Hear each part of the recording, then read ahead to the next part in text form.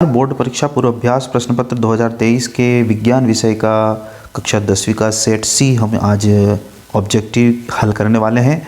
तो आइए देखते हैं। हम सबसे पहले इसका पहला जो प्रश्न है सही विकल्प चुनकर लिखना है। और इसका जो पहला प्रश्न है H2 का योग तथा O2 का निकलना यानी ह्रास किस प्रकार की अभिक्रिया का उदाहरण है। ये किस में होता है? तो उपचयन, अपचयन, वियोजन, विस्थापन अभिक्रिया। तो बच्चों इसका सही आंसर जो होगा वो होगा अपचयन अभिक्रिया। यहाँ पर बी वाला आंसर सही है।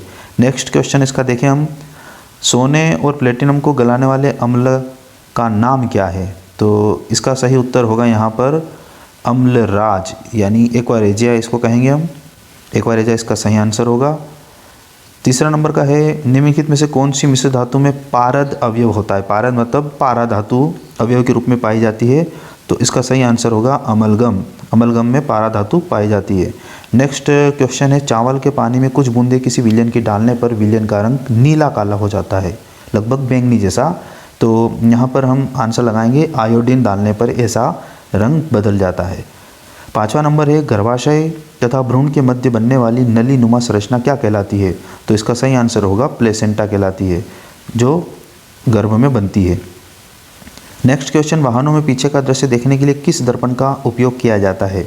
तो इसका सही उत्तर होगा राइट आंसर है उत्तल दर्पण, जो पीछे देखने के लिए काम आता है। विभवांतर मापन का यंत्र का नाम क्या होगा? तो विभवांतर को मापते हैं हम वोल्ट मीटर से, इसका आंसर होगा वोल्ट मीटर। और आठवां नंबर का जो प्रश्न है एक्वारेजिया यानी अम्लराज में सांद्र हाइड्रोक्लोरिक अम्ल और सांद्र यहाँ पर सही छपा नहीं है, उस अम्ल का नाम बताइए। तो दूसरा जो अम्ल होता है उसमें नाइट्रिक अम्ल पाया जाता है। तो नाइट्रिक अम्ल और हाइड्रोक्लोरिक अम्ल का अनुपात कितना होता है? इसका आंसर होगा यहाँ पर बी वाला 1:3 में वो पाया जाता है। तो बच्चों यहाँ पर पहला प्रश्न हल होता है। अब दूसरा प्रश्न है यहाँ पर रिक्त स्थानों की पूर्ति कीजिए, जिसमें पहला ही रिक्त स्थान है टमाटर में रिक्त स्थान अम्ल उपस्थित होता है।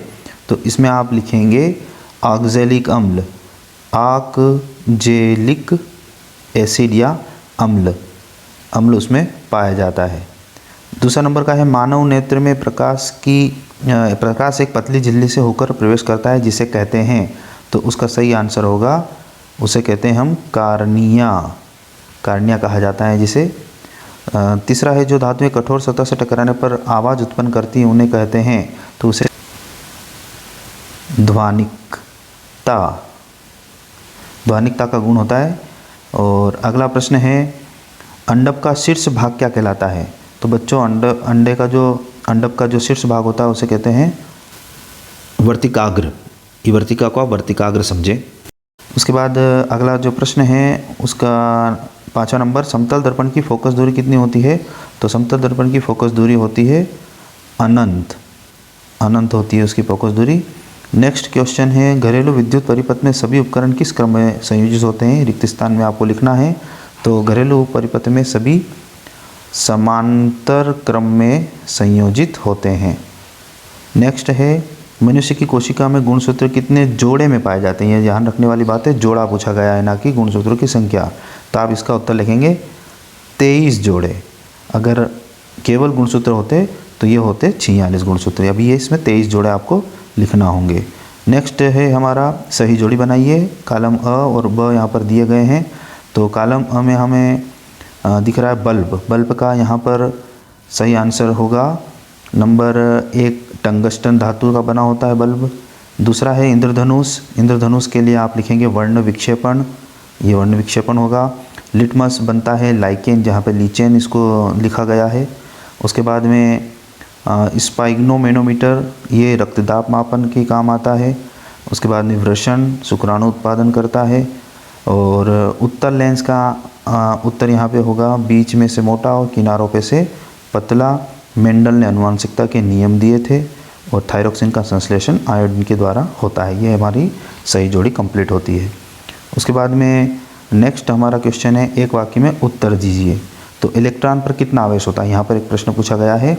तो वैसे तो इसको हम लिखेंगे इकाई यानी एक इकाई ऋण आवेश होता है।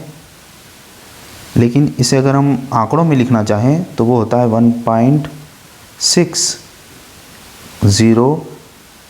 Into 10⁻⁻⁻19 coulomb. सी कूलाम यहाँ पर लिख सकते हैं। ये दोनों आंसर सही माने जाएंगे। अगला प्रश्न है हमारा, पुनरुद्भवन का एक उदाहरण दीजिए। तो पुनरुद्भवन पाया जाता है प्लेन एरिया में पाया जाता है, जिसमें यह हाइड्रा भी आप इसका उत्तर लिख सकते हैं। नेक्स्ट क्वेश्चन है, एक आपतित किरण समतल दर्पण पर 30 डिग्री का आपतन कोण बनाती है, परावर्तन कोण का मान क्या होगा? तो हम जानते हैं परावर्तन के पहला ही नियम में आपतन कोण सदैव परावर्तन कोण के बराबर होता है, तो इसका उत्तर भी होगा 30 डिग्री, क्योंकि परावर्तन भी 30 डिग्री का ही बनेगा। नेक्स्ट चौथा क्वेश्चन है, विद्युत धारा के चुंबकीय प्रभाव की खोज है वो किसने करी? तो इसकी खोज करी थी ऑर्स्टेड नाम के वैज्ञानिक ने करी थी। नेक्स्ट क्वेश्चन है हमारा, पादप की वृद्धि को दमन करने वाले हार्मोन यानी रोकने वाले हार्मोन को बताइए, यानी उसका नाम बताइए। तो इसका उत्तर होगा एब्सिसिक एसिड या अम्ल, ये उसका हार्मोन का नाम होगा। नेक्स्ट क्वेश्चन है हमारा 6 नंबर का, मनुष्य में वमन तथा रक्तदाब का केंद्र मस्तिष्क में कहाँ है? तो इसका आंसर होगा पश्चिम मस्तिष्क में ये हिस्सा होता है, मेड्यूला ऑब्लोंगेटा, ये इसका सही आंसर होगा। नेक्स्ट क्वेश्चन है हमारा, जो पदार्थ सूक्ष्म जीवों द्वारा अपघटित होते हैं क्या कहलाते हैं? तो वे तो वैसे अपघटित होते हैं, मतलब अपघटक कहलाएंगे, लेकिन यहाँ पर हम उसे अपमार्जक भी कहते हैं। अपमार्जक या अपघटक भी उसे कहा जा सकता है। तो ये हमारे प्रश्न नंबर 4 का अंतिम प्रश्न था। इसके बाद इसके जो आगे के जो प्रश्न हैं उसके लिए हम अगले वीडियो में बात करेंगे। तब तक के लिए जय हिंद।